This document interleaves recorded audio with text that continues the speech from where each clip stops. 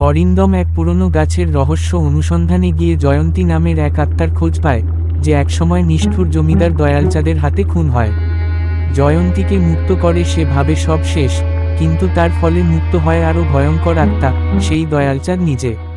তার অভিশপ্ত আত্মা অরিন্দমকে নিজের বাহন বানাতে চায়। আতঙ্ক, বিভ্রম ও অলৌকিক ঘটনার মুখোমুখি হয়ে অরিন্দম সিদ্ধান্ত নেয় সেই অভিশপ্ত গাছটিকে পুড়িয়ে দিতে, যাতে সব আত্মা চিরতরে মুক্তি পায়। সে প্রায় প্রাণ হারিয়ে বেঁচে যায়, কিন্তু গল্প শেষ নয়, কারণ গাছের গভীরে আরও ভয় লুকিয়ে আছে। আমার নাম অরিন্দম। একটা সময় ছিল যখন আমি ভূতের গল্পকে শুধু গল্পই ভাবতাম। হ্যাঁ, বিশ্বাস করতাম না এক ফোঁটাও। কিন্তু একটা ঘটনা আমার বিশ্বাসের পাথরটা চুরমার করে দিয়েছিল। ঘটনাটা আজও আমার ঘুম কেড়ে নেয়। আর সেই ঘটনার কেন্দ্রবিন্দু ছিল একটা পুরনো বটগাছ। ঘটনাটা শুরু হয়েছিল আমার মামাবাড়ি যাওয়ার সময়। শীতকাল ছিল, হালকা কুয়াশা, আর হাড় কাঁপানো ঠান্ডা। মামাবাড়ি পূর্ব বর্ধমানের একটা ছোট্ট গ্রামে, নাম নিমডাঙ্গা। জায়গাটা যেন একেবারে সময়ের বাইরে দাঁড়িয়ে আছে। মোবাইলে ঠিকমতো নেটওয়ার্ক ওঠে না, সন্ধে নামলেই চারদিক নিঝুম, শুধু প্যাঁচা ডাক। আর সেই গ্রামে একটা বহু পুরনো বটগাছ ছিল। শতবর্ষী হবে, লোকে বলতো ওটা অভিশপ্ত। কেউ নাকি সন্ধ্যের পর সেখানে দাঁড়ালে আর ফিরে আসে না। বুঝতেই পারছেন, আমি বিশ্বাস করতাম না। তাই তো মামাবাড়িতে যাওয়ার পরই কৌতূহল মাথা চাড়া দিল। জিজ্ঞেস করলাম মামার কাছে, ওই বটগাছ নিয়ে এত গল্প কেন রে? মানুষ অন্ধ হয়ে গেছে নাকি? মামা কাঁধ ঝাঁকালো, এইসব নিয়ে না ঘাটানোই ভালো অরিন্দম। আগেও অনেকে ঘাটাতে গিয়ে আজ আর বেঁচে নেই। আমি হেসে বললাম, আরে মামা, এগুলো সব গল্প। আমি তো ঠিক করেছি, কাল রাতে গিয়ে দাঁড়াবো ওই গাছের নিচে। দেখি তো কি হয়। মামার মুখটা ফ্যাকাশে হয়ে গেল। বোকামি করিস না। ওই গাছের তলায় নাকি এখনো কেউ একজন দাঁড়িয়ে থাকে। চুল মুখে লটপট করছে, গলা শুনলে কেমন যেন শ্বাস আটকে আসে। আমি হেসেই গড়াগড়ি খেতে লাগলাম, মামা, সিনেমা বানিয়ে ফেলো তাহলে। কিন্তু আমার কথা শুনে কেউ হাসল না।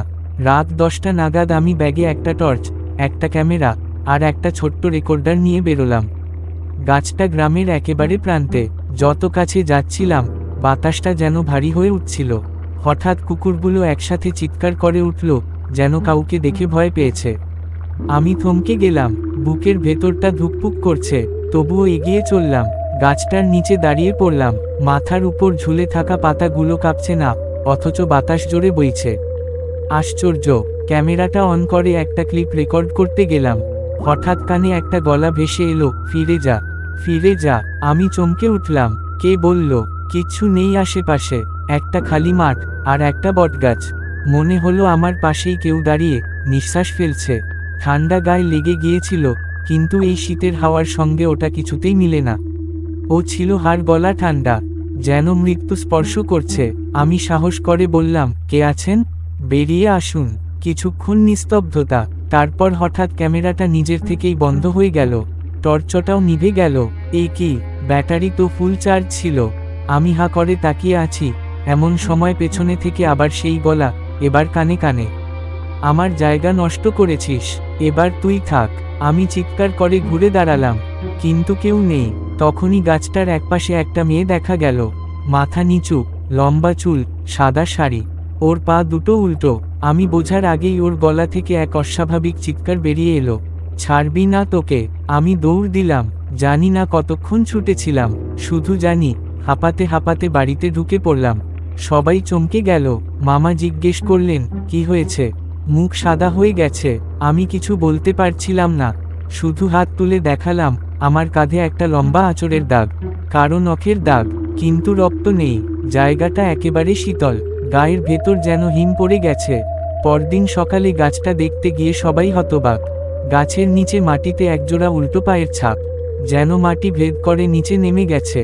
গ্রামের পুরুতো এসে বললেন, ওখানে এক ব্রাহ্মণ কন্যার আত্মা আটকে আছে। বহু বছর আগে জ্বলন্ত বটগাছের ডালে তাকে ঝুলিয়ে মারা হয়েছিল। তাই সে ফিরে ফিরে আসে, প্রতিশোধ নিতে। আমার চোখ ছানাবড়া। কি বলছেন? কিন্তু কেন? কেন এমনটা করা হয়েছিল?